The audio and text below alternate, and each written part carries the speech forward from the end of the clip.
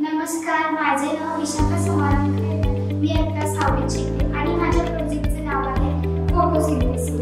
Plants त्यांचं on food तयार करतात. त्यांना sunlight, minerals, water, carbon dioxide आणि ते त्यांचे फोटोसिंथेसिस हे त्यांच्या लीव्स मध्ये होतं. त्यांच्या लीव्स मध्ये क्लोरोफिल नावाचा लिक्विड फॉर्म मध्ये एक सबस्टन्स असतो जो ग्रीन कलर मध्ये असतो, म्हणून त्यांचा कलर ग्रीन असतो. त्याच्या साहाय्याने फोटोसिंथेसिस आणि त्यांचं फूड ग्लुकोज फॉर्म मध्ये असतं. त्यांची प्रोसेस होताना ते ऑक्सिजन हे बाहेर सोडतात आणि नाईट मध्ये फोटोसिंथेसिस हे होत नाही, कारण फोटोसिंथेसिसला सनलाइट खूप गरजेचं असतं. रात्री